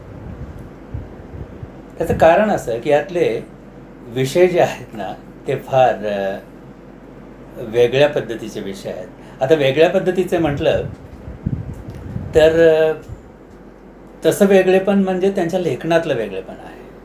विषय आपल्याला माहितीचेच आहेत. आमच्या आयुष्याला समांतर जाणारे किंवा आपण या अशा सगळ्या विषयातून गेलेलो आहोत, असा अनुभव आपण घेतलेला आहे, हे आपण सगळं पाहिलेलं अनुभवलेलं आहे, आपल्याला जाणवलेलं आहे. पण जेव्हा कवी या सगळ्या विषयांच्याकडे पाहतो, त्या सगळ्या अनुभवांच्याकडे पाहतो आणि जेव्हा त्याला शब्दरूप देण्याचा प्रयत्न करतो, तेव्हा एक उत्तम ललित लेख आपल्यासमोर साकार होतो. तो ललित लेख साकार करण्याचं सामर्थ्य अशोक गुप्ते यांच्याकडे आहे. मगाशी मी म्हणालो की त्यांचा पिंड कवीचा आहे आणि म्हणून ती जी शब्दकला त्यांना लाभलेली आहे ती सगळी कवीची शब्दकला आहे. आणि म्हणून सगळे लेख वाचत असताना त्याच्यामध्ये अंतर्नादी झुळझुळणारी कविता आपल्याला सापडत जाते असे मला जागोजागी जाणवत आलेलं आहे. दुसरा एक महत्त्वाचा भाग या पुस्तकाच्या संग्रहाच्या निमित्तानं मला अधोरेखित करावासा वाटतो, तो म्हणजे अशोक गुप्ते यांचा दुसरा DNA आणि तो आहे अध्यात्माचा. त्यांच्याच कुटुंबामधले सद्गुरू गजानन महाराज गुप्ते यांचा एक DNA अशोक गुप्ते यांच्याकडे आलेला आहे. म्हणजे एक कवीचा DNA आणि दुसरा हा अध्यात्माचा DNA. पण ह्या दोघांची सरमिसळ इतकी सुंदर त्यांनी केलेली आहे की त्याचा प्रत्यय हा संग्रह वाचताना जागोजागी येतो. खूप काही बोलता येण्याजोगं आहे या संग्रहाच्या निमित्तानं. मी काही अनुक्रम तुम्हाला वाचून दाखवतो. म्हणजे त्यांची जर नावं तुम्ही जर नुसती पाहिली ना, त्याची अनुक्रमणिका जर पाहिली तर तुमच्या लक्षात येईल कशा प्रकारचे विषय गुप्ते यांनी या लेखसंग्रहामध्ये हाताळलेले आहेत. नमन आहे पहिलाच लेख आणि नमन म्हणजे ओम नमोजी आद्या म्हणून आपण श्री गणेशाला विनवणी करतो की बाबा तू ये या सभेमध्ये, या रंगणी तू ये, ही सभा तुझी आहे. तू एकदा या सभेमध्ये आलास ना, कारण अग्रपूजेचा मान तुझा आहे आणि तुला एकदा आम्ही ही सगळी नमस्काराची फुलं वाहिली की मग पुढचं सगळं कार्य सफल संपूर्ण होणार याची खात्री आम्हाला आहे असं म्हणून आपण गजाननाला बोलवतो. तो नमन करत असताना ज्यांनी अशोक गुप्ते यांना त्यांच्या लेखन प्रवासामध्ये, त्यांच्या जगण्याच्या, त्यांच्या धडपडण्याच्या, त्यांच्या असण्याच्या या सगळ्या प्रवासामध्ये साथ केली, त्या सर्वांना ते नमन करू इच्छितात. त्याच्यानंतरचा त्यांचा वासांच्या सहवासात नावाचा अतिशय सुंदर असा एक ललित लेख या संग्रहामध्ये आहे. म्हणजे प्रत्येक असा एक लेख घेऊन असं छान बोलता येणं शक्य आहे असं जेव्हा मी म्हणालो तर वास म्हणजे ते अगदी कांदा भज्याचा वास आणि त्या पोह्यांचा वास आणि मग फुलांचा वास आणि पहिल्या पावसाच्या मातीचा वास असं सांगत ते एका वासापास येऊन थांबतात आणि तो वास असतो नव्या कोऱ्या कापडाचा, कफनाचा वास. मित्रांनो, पहिल्यांदा जेव्हा आपण हे वाचायला घेतो, हा जो लेख मी आता ज्याचा उल्लेख केला वासांच्या संदर्भातला, तेव्हा त्याच्यामध्ये त्याने ते सगळा मिश्किलपणा आणलेला आहे की कसे वास असतात, काय असतात, कुठले काय आपण कसे त्या वासांना सामोरं जातो. आणि जेव्हा त्या लेखाच्या शेवटी आपण येतो तेव्हा आई म्हणायची की नवीन जर कपडे आणले असतील ते तसेच अंगावर घालू नकोस, ते एकदा धुवायला पाहिजेत आणि मग अंगावर घालायला पाहिजे, तेव्हा ते समजायचं नाही. पण जेव्हा पुढे कधीतरी ते पांढरं कफन बघितलं, नवीन कफन बघितलं आणि त्या कफनाचा वास मनामध्ये रेंगाळायला लागला, तेव्हा आई त्यावेळेला असं का म्हणत असे त्याची आठवण होत गेली असं ते लिहितात. या संग्रहातल्या लेखांचा हा एक विशेष आहे असं मला वाटतं की सुरुवात वेगळ्या ठिकाणी येते. थोडासा त्यांचा मिश्किल स्वभाव आहे असं म्हणून त्या विषयाला थोडंसं ते हलवायला बघतात. आणि जसजसं आपण तो लेख वाचत पुढे जातो, कोणताही जरी लेख घेतला तरीही तेव्हा आपल्याला जाणवतं की त्याला कुठेतरी त्यांच्या चिंतनाची, कारुण्याची झालर अशी जाणवायला लागते आणि आपण अंतर्मुख होत जातो. एखाद्या लेखानं, एखाद्या कवितेनं, एखाद्या कथेनं किंवा एखाद्या कादंबरीनं आपल्याला जर अस्वस्थ केलं, आपल्याला विचार करायला भाग पाडलं, आपल्याला चिंतन करायला भाग पाडलं, तर मला वाटतं तो त्या कादंबरीचा एक महत्त्वाचा भाग होऊ शकतो. ते यश असू शकतं त्या लेखाचं, त्या कवितेचं, त्या कादंबरीचं. तसं मला हे लेख वाचताना जाणवत गेलेलं आहे. माझे अध्यात्म, मी तुम्हाला मगाशी म्हणालो की अध्यात्म हा विषय जितका आपल्याकडे म्हणजे हेटाळणीच्या स्वरूपात त्याचा उल्लेख बऱ्याच वेळेला केला जातो, पण खरे अध्यात्म काय असतं? अध्यात्माची ओढ माणसाला का लागते? अध्यात्म म्हणजे तरी काय? समोरच्या माणसाचं मन न दुखवणं हे अध्यात्म. इतकी साधी वाक्य अशोक गुप्ते या लेखामध्ये मांडतात. आणि परत हा सगळा DNA त्यांचा ते सद्गुरू गजानन महाराज गुप्ते साहेब जे आहेत त्यांच्याकडे जाऊन थांबतो. हे सगळे विचार यांच्या मनामध्ये काय येत असतील, आत्ताच काय येत असतील, असा जर आपण विचार केला तर अशोक गुप्ते यांच्यावर अगदी सुरुवातीपासून झालेले सगळे जे संस्कार आहेत ते संस्कार आपल्याला लक्षात घ्यावे लागतात. त्यांनी लहानपणी ऐकलेली सगळी भाषणं, व्याख्यानं, त्यांचा प्रभाव कळत नकळत त्यांच्यावर झालेला आहे.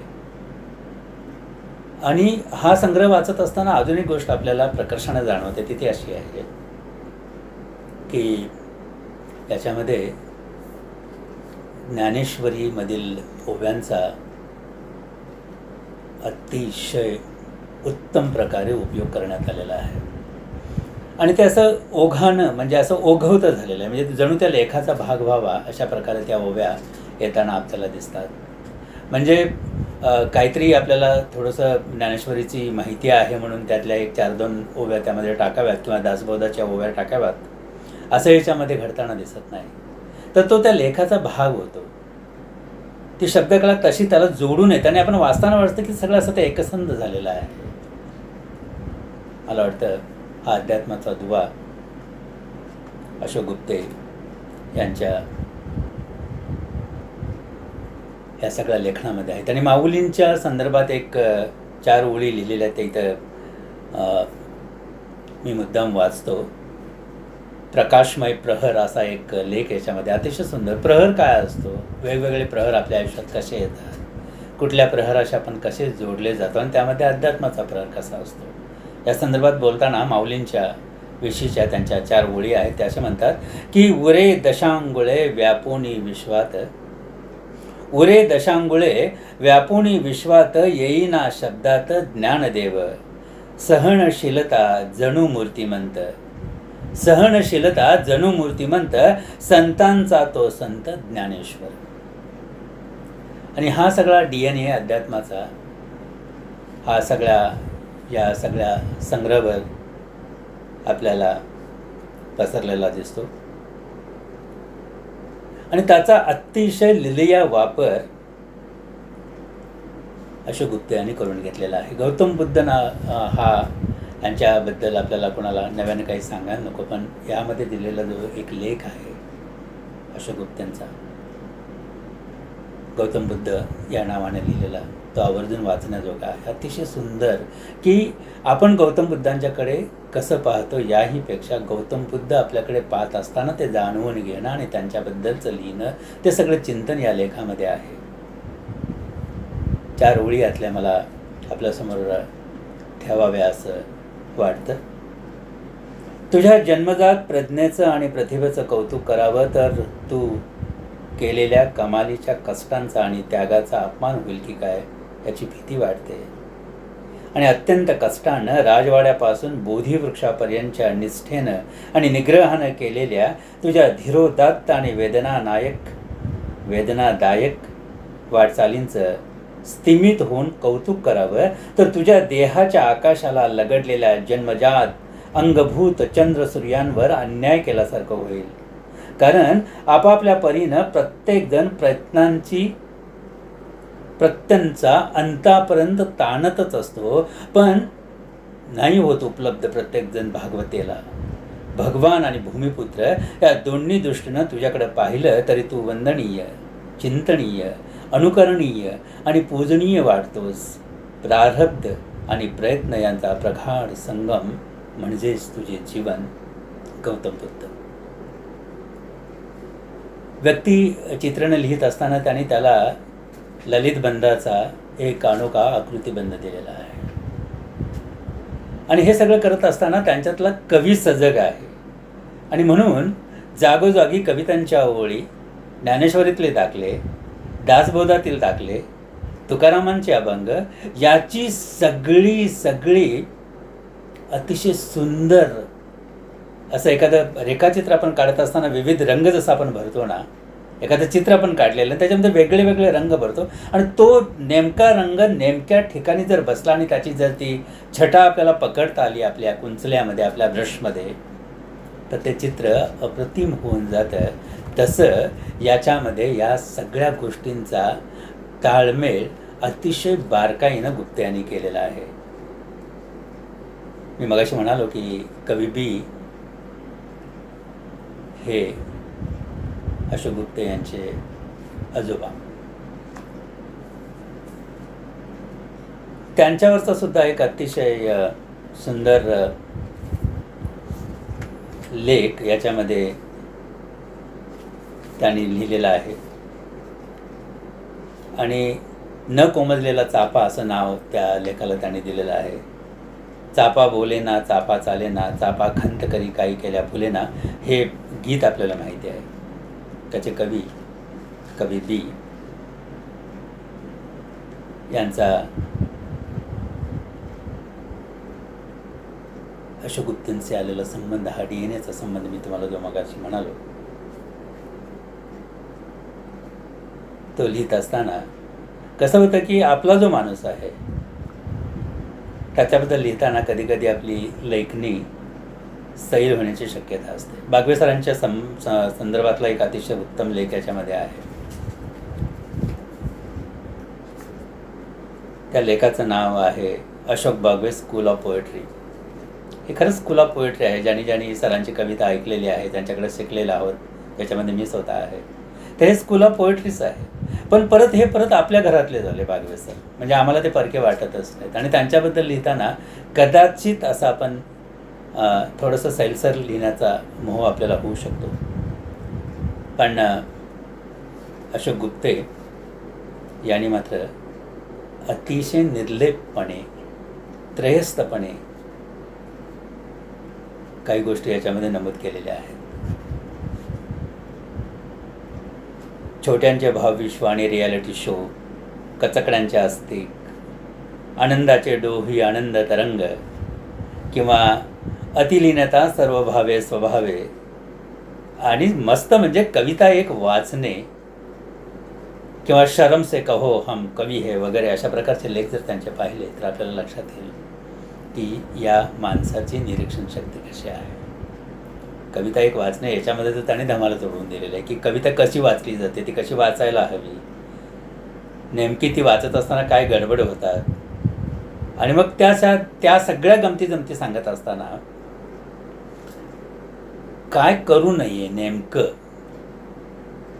कविता वाचत असताना ती कशी वाचायला पाहिजे, ती कशी सादर करायला पाहिजे, आपल्यासमोर कोण बसलेले आहेत हे बघायला पाहिजे. व्यासपीठावर जेव्हा आपण पहिलं पाऊल ठेवतो तेव्हा ही जाणीव आपल्या मनामध्ये नेहमी पाहिजे की हे व्यासपीठ आहे अनेक थोरा मोठ्यांनी हे भूषवलेलं व्यासपीठ आहे, ज्याच्यावर आपण आत्ता पाऊल ठेवणार आहोत. आणि म्हणून त्या नम्रतेनं, त्या भक्तिभावानं जेव्हा आपण त्या व्यासपीठावर चढतो, तेव्हा या सगळ्या पूर्वसुरींचे आभार, आशीर्वाद आपल्याला मिळायला लागतात. आपण त्याचे आभार मानायला लागतो आणि मग सगळा सोहळा आनंदाचे डोही आनंद तरंगाचा होत जातो. याचा सगळा लेखाजोखा जर पाहायचा असेल तर चिंतन झुंबराचे प्रकाशवलय हा जो लेखसंग्रह, ललित लेखसंग्रह आहे, हा मुळापासून वाचायला हवा असं मला वाटतं. मगाशी मी म्हणालो की प्रत्येक लेखावर अतिशय सविस्तरपणे बोलता येणं शक्य आहे, कारण तितकी ताकद या सगळ्या ललित लेखांच्यामध्ये आहे असं मला वाटतं. एक वेगळा फॉर्म त्यांनी याच्यामध्ये हाताळलेला आहे. कविता, ज्ञानेश्वरांच्या ज्ञानेश्वरीतील ओव्या, दासबोधातील काही श्लोक, या सगळ्यांचा असा एक सुंदर असा गुच्छ त्याने आपल्यासमोर दिलेला आहे. तो वाचताना आपल्याला आनंद होतो. कुठलाही लेख असा तो काढता येतो, वाचता येतो, त्याचा आनंद घेता येतो. आणि हे सगळं वाचत असताना कवीची जी भाववृत्ती आहे त्याच्याशी आपण तादात्म्य पावत जातो असं मला वाटतं. अजून एक विशेष या संग्रहाचा मला सांगता येईल. अतिशय देखणं असं मुखपृष्ठ या संग्रहाचं केलेलं उत्तम निर्मिती आहे. मगाशी नितीन हिरवेचं कौतुक करायला पाहिजे मला. मी मनापासून त्याचं अभिनंदन करतो. उत्तम पुस्तक त्यानं आपल्यासाठी दिलेलं आहे. आणि अजून एक दुसरी महत्त्वाची गोष्ट जी ठळकपणे मला इथे सांगावीशी वाटते ती म्हणजे अशोक गुप्ते साहेबांनी हा जो संग्रह आहे तो आपल्या सौभाग्यवती पत्नी सुरेखा यांना अर्पण केलेला आहे. आणि ते त्याच्यामध्ये फार सुंदर अर्पणपत्रिका आहे बरं का. मी तुम्हाला ती वाचून दाखवतो आणि मग त्यानंतर मी थांबणार आहे, कारण बागवे सरांना आपल्याला ऐकायचं आहे. याआधी सगळ्या वक्त्यांनी शुभेच्छाभर जी भाषणं झाली त्यामध्ये अतिशय सुंदररित्या आपलं मनोगत व्यक्त केलेलं आहे. हा एक वेगळा असा आनंदाचा सोहळा आहे असं मला वाटतं. बागवे सरांना आपल्याला ऐकायचं आहे. उत्तम त्यांची प्रस्तावना यामध्ये आहेच. तरी बागवे सर जेव्हा बोलतात किंवा बोलायला उभे राहतात तेव्हा सगळ्या देहाचे कान करून ते ऐकावे असा तो आनंद असतो. तो आनंद मलाही तुमच्या बरोबरीनं घ्यायचा आहे. अर्पणपत्रिकेबद्दल मी बोलत होतो. ते अर्पणपत्रिका मी मात्र तुम्हाला वाचून दाखवतो. मला ती खूप आवडली आणि मी ती पुस्तक माझ्या हातात आल्यानंतर मी जेव्हा त्याचा आधी पाठराखण वाचली जी आत्ता प्रमोद पवार साहेबांनी आपल्यासमोर सादर केली, वाचून दाखवली, ब्लर्ब जे आपल्यासमोर ठेवलं त्यांनी ते वाचलं आणि नंतर मग अर्पणपत्रिका वाचली. त्या अर्पणपत्रिका मला खूप आवडलेली आहे त्यांच्याने. मी लगेच त्यांना फोनही केला होता आणि ते फोन केल्यानंतर वहिनींशी पण बोललो होतो. तर ती अर्पणपत्रिका मी तुम्हाला वाचून दाखवतो आणि मी थांबणार आहे. या कार्यक्रमाचा एक भाग म्हणून मला सहभागी करून घेतलं त्याबद्दल झिम्माड समूहाचं मी आभार व्यक्त करतो. अशोक गुप्ते यांचं मी ऋण व्यक्त करतो की त्यांनी या पुस्तकाच्या संदर्भात मी काही बोलावं, 2 शब्द सांगावेत असं करून या कार्यक्रमाचा मला भाग करून घेतलं. ही माझ्यासाठी खूप मोठी गोष्ट आहे, कारण या सगळ्या मान्यवरांच्या बरोबर मला आज बसता आलं, बोलता आलं. हा माझा वैयक्तिक आनंद आहे. अर्पणपत्रिकाची आहे. माझी पत्नी सुरेखा हीच माझ्यातील कलावंताच्या अतिसंवेदनशीलतेमुळे सतत आंदोलित होत असलेल्या माझ्या भावस्थितीचा तोल, ताल आणि लय तूच सांभाळू जाणे. आणि खरी गोष्ट आहे, हा जो लय, ताल आणि तोल सांभाळण्याचं कसब या माऊलींच्यामध्ये आहे. म्हणूनच मला वाटतं कवी लोक आणि लेखक लोक आपली लेखणी चालवू शकतात, लिहू शकतात, इकडे तिकडे अंधडू शकतात असं मला वाटतं. मी परत एकदा या संग्रहाच्या निमित्तानं अशोक गुप्ते यांना खूप खूप शुभेच्छा देतो. आपल्या सर्वांचे ऋण व्यक्त करतो. नमस्कार. खूप खूप आभार. एखाद्या चांगल्या पुस्तकावर किती भरभरून बोलता येतं याचं उदाहरण म्हणजे सतीश दादांचं हे मनोगत. धन्यवाद सतीश दादा या सुंदर विवेचनाबद्दल. आणि अखेर तो क्षण येऊन ठेपलेला आहे ज्यांचं भाषण ऐकण्यासाठी आपण उत्सुक आहात की आज बागवे सर आपले विचार काय व्यक्त करता आहेत. कारण बागवे सरांना गेल्या अनेक वर्षांमध्ये मी इतक्यांदा ऐकलं, पण दरवेळी त्यांच्या भाषणातनं मला नवं काहीतरी मिळालेलं आहे, सापडलेलं आहे. तर मी आदरणीय बागवे सरांना विनंती करतो की त्यांनी आपलं मनोगत या पुस्तकावरती काय आहे ते इथे व्यक्त करायचं आहे. आदरणीय बागवे सर. आजच्या या कार्यक्रमामध्ये सुरुवात आजचा आघाडीचा कवी, तरुण कवी गीतेश शिंदे याने केली. तो चांगलं निवेदन करतो. त्याने फार चांगलं निवेदन आतापर्यंत केलेलं आहे. आणि त्यानंतर जणू काही या चिंतन झुमराची प्रकाशवलय यावीत त्याप्रमाणे एक एक या गणगोतातले माझे सुहृद बोलत होते.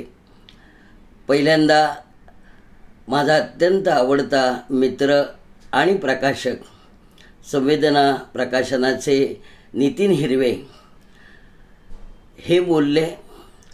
त्यांनी त्यामागची भूमिका स्पष्ट केली. अशोक गुप्ते नेहमीप्रमाणे अतिशय गंभीर असे बोलले. आणि मला खूप आनंद होतो आहे की आमचा रसिकराज डॉक्टर अशोक पाटील, त्याला रसिकराज मी म्हणतो याचं कारण आमच्याकडे जेवढी पुस्तकं नाहीत तेवढी पुस्तकं त्याच्या घरी मी पाहिलेली आहेत. आणि तो अतिशय चांगला असा वाचक आहे आणि रसिक आहे. त्यामुळे हा रसिकराज अशोक पाटील याच्या शुभेच्छा.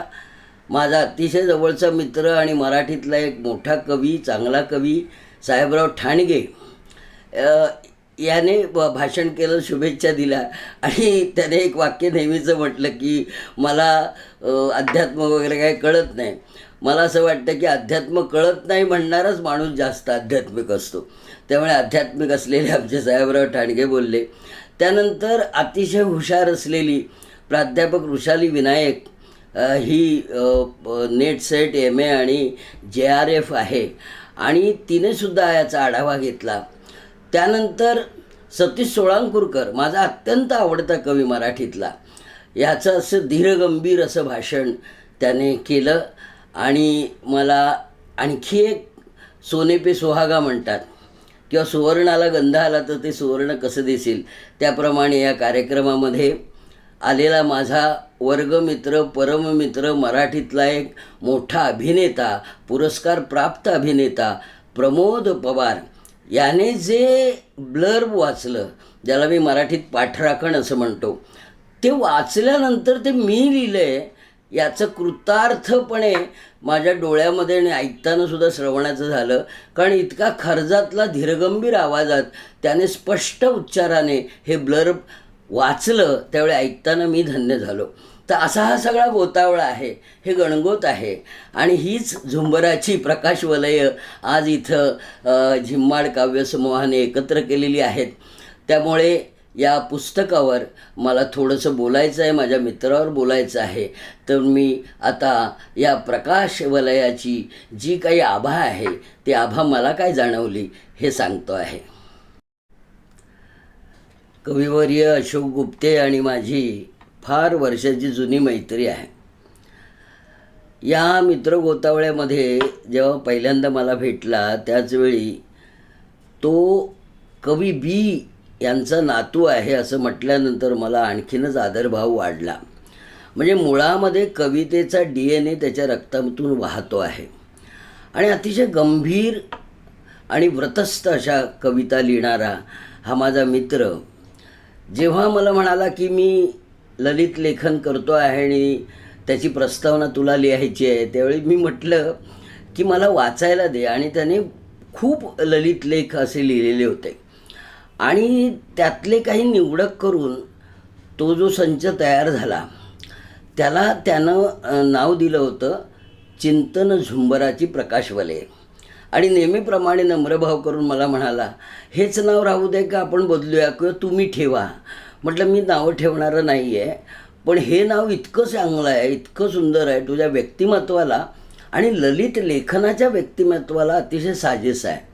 आणि म्हणून चिंतन झुंबराची प्रकाशवलय हे अतिशय गंभीर आणि काय म्हणतात त्याला की त्या ललित लेखनाला लिप्त असलेलं असं हे नाव त्याने दिलं. चिंतनाविषयी जरा मी चिंतन करतो आहे. चिंतन हा शब्द आपण नेहमी वापरतो. मनन आहे, मंथन आहे, चिंतन आहे. पण मला असं वाटतं की जेव्हा विचाराची जागा विवेकाने घेतली जाते आणि विवेक ज्यावेळी अर्कबद्ध होतो त्यावेळी चिंतनाचं रूप त्याला येतं. चिंतन या शब्दामध्ये चित्त आणि तन असे 2 शब्द आहेत. चित्त म्हणजे चित्त, हे चित्त आणि शरीर यांचं सायुज्य होणं, आणि चिद याचा अर्थ ते अतिशय सात्विक असलेलं मन. सात्विक मन आणि शरीर यांचं सायुज्य होऊन, यांचं मिलन होऊन जे तयार होतं तुमच्या मनामध्ये त्याला चिंतन असं म्हणतात. आता हे चिंतन दाहकही असू शकतं, हे चिंतन थेट असू शकतं. ह्या चिंतनामध्ये एक लिप्त असलेली अशी एक सुंदर एक वन्ही असतो किंवा अग्नी असतो. आता या चिंतनाला झुंबर असं म्हटलं त्याने. त्यावेळी मला असं लक्षात आलं की झुंबर हे चिंतनाला, चिंतनाच्या आभेला, चिंतनाच्या प्रकाशाला सौम्य करतं, सात्विक करतं. त्यामुळे चिंतनाचं हे झुंबर आहे आणि चिंतनाचंही झुंबर आहे आणि त्याची प्रकाशवलय आहेत. आणि झुंबर काय करतं तर प्रकाशाला पुन्हा गोलाई देतं. याचा अर्थ विवेकातून निघालेलं चिंतन ज्यावेळी ते रसिकापर्यंत जातं त्यावेळी ते सात्विक असं, सौम्य असं जातं. आणि म्हणून चिंतन झुंबराची प्रकाशवलय हे नाव अतिशय समर्पक आहे. आता मी नावाबद्दल का बोललो, कारण कधीकधी काही पुस्तकांची नावं त्या पुस्तकांना हटकून असतात आणि म्हणून अशा प्रकारचं नावसुद्धा देणं हे एकंदर माझ्या अशोक गुप्ते नावाच्या मित्राचा स्वभाव दर्शवतं. त्याचा स्वभाव असाच आहे, तो अध्यात्माचा विचार करणारा आहे, अध्यात्मप्रवण आहे. त्याचा चिंतनाचा मूलभूत पाया हा अध्यात्म आहे. आणि त्यामुळे ज्ञानेश्वरींच्या ओव्या, ज्ञानेश्वरीतल्या ओव्या सहज पाणी पाणवटे जैसे आपणची धावे त्याप्रमाणे त्या ओव्या येतात आणि त्याचा मतितार्थ तो उलगडून दाखवतो. असे अनेक दाखले या पुस्तकामध्ये आहेत. या पुस्तकाचा आत्मा सांगण्यापूर्वी याचं जे बाह्यरूप आहे ते सुद्धा मला आवडलेलं आहे. म्हणजे माझा अतिशय जवळचा असा चित्रकार मित्र जो आहे सतीश भावसार, आमच्या सगळ्यांच्या पुस्तकांची कवर्स, मुखपृष्ठ तो करत असतो. मला हे आवडलं की ह्या सगळ्या चित्रामध्ये तुमच्या असं लक्षात येईल की मध्ये एक गोसावी आहे. मी नेहमी असं म्हणतो की कवी हा एक बहुल गोसावी असतो, तो निस्संग असा गोसावी असतो. आणि हा निस्संग गोसावी आपल्याच तंद्रेमध्ये चाललेला दाखवलेला आहे. आणि त्यामुळे हे साजेसं मुखपृष्ठ माझ्या या सतीश भावसार नावाच्या मित्राने केलेलं आहे. या सगळ्या पुस्तकामध्ये एकूण 3 भाग आहेत, पण ते वॉटर टाईट कंपार्टमेंट नाही आहेत. एका भागातून दुसऱ्या भागात सहज जावं, जसं एका खोलीतून दुसऱ्या खोलीत सहज जावं त्याप्रमाणे तुम्ही या सगळ्यातून संचार करू शकता. पहिला जो भाग आहे तो संपूर्ण आध्यात्मिक अशा चिंतनाचा भाग आहे. मध्ये जे आहे ते साहित्याविषयी, कवितेविषयी असलेले अशोक गुप्त्यांचे विचार त्यांनी सहजपणे व्यक्त केलेले आहेत. आणि तिसरा जो भाग आहे तो व्यक्तिचित्रांचा असा भाग आहे. आता प्रस्तावनेमध्ये मी अनेक मुद्दे मांडलेले आहेत, त्याचा उच्चार पुन्हा नाही करत मी, पण एक वेगळं जे मला जाणवलं ते सांगतो. ते असं की जो पहिला भाग आहे, या पहिल्या भागामध्ये आध्यात्मिक असं निरूपण येतं. आता अध्यात्म म्हटल्यानंतर काही लोक खूप घाबरतात.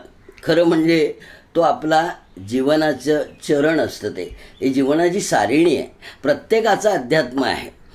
हा अध्यात्म हे फार कठीण नाही, पण ते गहन आहे. आणि ते गहन आहे म्हणून माणसं बरेच जण दूर ठेवतात. माझा अगदी सोपा असा अध्यात्माविषयीचा विचार आहे. तो असा आहे की अधिक आत्मा म्हणजे तुमच्या अंतर्मनाला मी आत्मा म्हणतो. ह्या अंतर्मनाचा अधिकार म्हणजे अध्यात्म. याचा अर्थ काय, तर तुम्ही का आहे त्यापेक्षा तू कसा आहेस हे सांगणं म्हणजे अध्यात्म. का आहे याच्यावर तुमचा कुठल्याही प्रकारचा नियम नाही आहे, पण तुम्ही कसे आहात, तुमचं आचरण, तुमची वागणूक आणि बोले तैसा चाले ही जी तुकारामाची उक्ती आहे त्याप्रमाणे तुम्ही आहात की नाही याप्रमाणे तुमचं अध्यात्म असं ठरतं. म्हणजे मला नेहमी माझ्या कवितेच्या संपूर्ण कालखंडात मला असं दिसतं की प्रत्येक कवीचं एक अध्यात्म आहे. म्हणजे ज्ञानेश्वर ज्यावेळी असं बोलतात की तिणे कारणे मी बोलेन, बोली अरूपाचे रूप दाविन, अतिंद्रिय परी भोगवीन इंद्रिया करवी, हे ज्ञानेश्वरांचं अध्यात्म आहे. जे दिठी न पविजे ते दिठीवी न देखीजे, असं ज्यावेळी ज्ञानेश्वर म्हणतात त्यावेळी ज्ञानेश्वराचं ते अध्यात्म आहे की जे दृष्टीला दिसत नाही त्या अदृष्टातलं जे काही तत्त्वज्ञान आहे, जे काही माणसाचं चिंतन आहे, मी तुम्हाला सांगणार आहे, हे ज्ञानेश्वरांचं अध्यात्म आहे. जरा पुढे गेलात की तुमच्या असं लक्षात येईल, तुकाराम महाराज त्यांचं अध्यात्म सांगतात की भले तरी देऊ काशीची लंगोटी, नाठाळ्याच्या काठी आणू माता. म्हणजे एकाच वेळी महाराष्ट्रामध्ये वैराग्य आणि शौर्य हातात हात घालून नांदत चाललेले आहेत, हे तुकारामाच्या एका वचनातनं आपल्याला कळतं. हे झालं तुकारामाचं अध्यात्म. त्यामुळे मला नेहमी असं वाटतं की निरागस मूल असतं ना, 2-3 वर्षाचं निरागस मूल असतं ना, ते मुंगीची रांग असली तरी ते हसतं.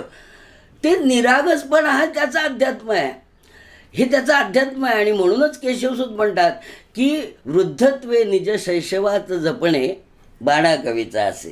आता हे केशवसूतांचं अध्यात्म आहे. म्हणजे मला असं वाटतं, आणि जरा पुढे आलो की कुसुमाग्रज आपल्याला सांगतात की सर्वात्मका सर्वेश्वरा, गंगाधरा शिवसुंदरा, जे जे जगी जगते तया माझे म्हणा करुणा करा. आता शिवसुंदर हे काय आहे? शिवतत्व आणि सुंदर तत्व एकत्र कुसुमाग्रजांनी केलेलं आहे. जे जे जगी जगते तया हे शिव आहे आणि त्याला आपलं म्हणा हे सौंदर्य आहे. तर शिवामधून आलेलं सौंदर्य इथे कुसुमाग्रजांनी तुमच्या असं लक्षात येईल की ललित लेखनाचं वैशिष्ट्य सांगितलेलं आहे. ललित लेखनाचं वैशिष्ट्य हेच आहे. म्हणून या सगळ्या महामारीच्या कालखंडामध्ये, संपूर्ण करुणाग्रस्त असलेल्या या कालखंडामध्ये जे भीतीचं वातावरण आहे, त्यामध्ये प्रत्येकाचं अध्यात्म कसं ठरतं माहिती आहे तुम्हाला? व्यवस्था, माणसाची विक्री लावली व्यवस्थेने. या विक्रीमध्ये स्वतःला खरेदी करणं हे आजच्या माणसाचं अध्यात्म आहे. तर हे ज्यावेळी माझ्या लक्षात आलं त्यावेळी अध्यात्माचा एक वेगळा अर्थ मला या पुस्तकातून जाणवला. म्हणजे मी मगाशी म्हटलं त्याप्रमाणे शिव आणि सुंदर एकत्र आले. म्हणजे काय? तर कविता हे अर्कबद्ध अनुभव असतो. कवितेतला अनुभव अर्कबद्ध असतो आणि गद्यातला अनुभव हा तर्कबद्ध असतो. आता अर्कबद्ध याचा अर्थ असा की कवितेमध्ये अनुभवाचा जो तळठाव आहे, त्या तळठावाशी जे काही वेगवेगळे तरंग येतात, त्या तरंगाला सजग करणारी जी प्रतिभा असते ती कवीची असते. आणि गद्यामध्ये तर्कबद्धता म्हणजे कार्यकारण भाव असतो. हा कार्यकारण भाव गद्यातला आणि कवितेमधला अर्कबद्धता ही दोन्ही ज्यावेळी एकत्र येतं ना, त्यावेळी ललित लेखनाचा जन्म होतो. म्हणजे साध्या भाषेत सांगायचं झालं तर कथा आणि कविता याचं अपत्य म्हणजे ललित लेखन आहे. आणि हे नेमकं मर्म माझ्या या मित्राला माहिती असल्यामुळे तुमच्या असं लक्षात येईल की त्यांनी विविध विषयावर जे लिहिले त्यामध्ये अध्यात्मावर ज्ञानेश्वरींच्या काही ओव्यांचा उलगडा केलेला आहे. हा ओव्यांचा उलगडा करताना जी जडत्व आहे ना, ते सुद्धा पाण्यासारखं अतिशय सहज असं त्याने घेतलेलं आहे. याचं कारण असं की ज्ञानेश्वरी आताही वाचताना शब्दकोश बघून घ्यावा लागतो, पण ज्ञानेश्वरीमध्ये असलेले सगळे अंतरतरंग आहेत ते सहजासहजी तरी आवळा ठेवावा तसं याने सुबोध पद्धतीने, सुबोध म्हणतोय मी, सवंग नव्हे, सोपं सुबोध म्हणजे सवंग नव्हे, हे नेहमी सगळ्यांनी जाणकारांनी लक्षात ठेवलं पाहिजे. तर सहजता जी आहे ही ललित साहित्याचा आत्मा आहे. एखादा प्रसंग आपण बघतो, एखादी साधी घटना असते, त्या घटनेचा एक वेगळा अर्थ आपल्या डोक्यामध्ये येतो आणि तो आपण मांडतो. हे ललित लेखन आहे. म्हणजे लहान कवितेतून, म्हणजे लहान आशयातही अर्थ किती मोठा कधी आढळे, ही केशवसूतांची ओवी आहे. म्हणजे कुठलाही विषय हा नगण्य नसतो, तो टाकाऊ नसतो. साहित्यामधल्या विविध ज्या समीक्षक संकल्पना आहेत त्या संकल्पना पण उलगडून दाखवलेल्या आहेत अशोक गुप्तेने. म्हणजे फार जडत्व असलेल्या ज्या गोष्टी असतात ना, माणसाचं आयुष्य जरी जडत्व असलं ना तरी एका पायावर जो उभा राहतो ना त्याला ललित लेखनाची खोली कळते. व तुमच्या असं लक्षात येईल की एका पायावर उभं राहणं म्हणजे काय? जगाचा विसर पडणं. म्हणून एका पायावर उभं राहून तप करायचे ऋषीमुनी. एका पायावर उभं राहिलं की जगाचा विसर पडतो. त्यामुळे एकाकार होणं हे ललित लेखनाचं पुन्हा एक सारेणी आहे. ते एकाकार होऊन लिहिता आलं पाहिजे. आणि तो एकच एक विषय, याचा अर्थ एक मध्यबिंदूला अनेक परीघ असतात, त्यामुळे त्या एका विचाराची सहज असे अनेक तरंग होऊन जो परीघ निर्माण होतो तो प्रत्येक ललित लेखाला आहे. आणि हा ललित लेखाचा परीघ माझ्या अशोक गुप्ते नावाच्या, आणि म्हणून ही प्रकाशाची वलय आहेत, ही प्रत्येक वलय आहेत. आणि वलय ही स्वतंत्र नाही, ती एकमेकात गुंफलेली आहेत. आणि एकमेकात गुंफलेली असल्यामुळे आमच्या शांताबाई जसे बोलायचे की दिवाळीमध्ये उंबरठ्यावर लेवलेल्या ज्या पणत्या असतात त्यातली जी मधली पणती असते ती उजवीकडच्या आणि डावीकडच्या पणतीवर प्रकाश टाकते. त्याचप्रमाणे ललित लेखामध्ये सुद्धा ही जी गुंफण आहे ती गुंफण एकमेकाला उजळीत ठेवण्याची आहे. एकमेकाला उजळीत ठेवताना त्याला साहित्य म्हणतात, कारण ते सहित असतं म्हणून साहित्य असतं. आणि म्हणून अशा प्रकारची प्रकाश चिंतनाची झुंबराची प्रकाशवलय, मला असं वाटतं की हे वाचल्यानंतर माणूस समृद्ध होतो. चांगलं साहित्य कुठलं? जे वाचल्यावर, जे आत्मसात केल्यावर, ज्याचा आस्वाद घेतल्यानंतर आपण समृद्ध होतो. आपण ओठाने फार जेवतो वगैरे, पण त्याचा आस्वाद घेतल्यानंतर आपण समृद्ध नाही होत. आपलं मन ज्यावेळी भरतं, माणूस, आगरकरांचं एक वाक्य आहे की पोट भरल्यानंतर पशुचं आयुष्य संपतं आणि माणसाचं आयुष्य पोट भरल्यानंतर सुरू होतं. हे पोट भरल्यानंतर सुरू होणारं जे आयुष्य आहे त्या आयुष्याला समृद्धता देणारं अशा प्रकारची सुंदर पुस्तकं संवेदनाने काढावीत आणि आम्हाला ती वाचायला द्यावीत. आणि अशोक गुप्तेचं अभिनंदन मी करणार आहे की अशोक गुप्ते एरवी कवितेमध्ये रमणारा हा माझा मित्र जरा बाजूला होऊन जरा कविता आणि कथेच्या अपत्याकडे वळला. आणि त्याच्यासाठी सुद्धा स्वतःच्या नातवंडाबद्दल पण एक अतिशय सुंदर लेख आहे. म्हणजे आजोबा किती लहान होऊ शकतात नातवंडामध्ये खेळण्यासाठी. पुन्हा कसं, म्हणजे एखाद्या लहान मुलाला समजावताना मोठी माणसं बोबडी का बोलतात याचं कारण असं, ती जर शुद्ध भाषेत बोलली तर त्या नातवांना कळणार नाही. आणि म्हणून बोबडं करणारे म्हणजे नातवंड आहेत की जे आजी आजोबांना बोबडं करतात. तर आजी आजोबा ज्यावेळी शिशु वर्गामध्ये जातात त्यावेळी तो बालक आहे ना, तो त्यांचा पालक कसा होतो याचं एक अतिशय सुंदर असं उदाहरण हा ललितलं. किती सांगू आणि किती लोक असं मला वाटतं, पण सगळं मी सांगणार नाही. याचं कारण हा प्रकाशन सोहळा आहे.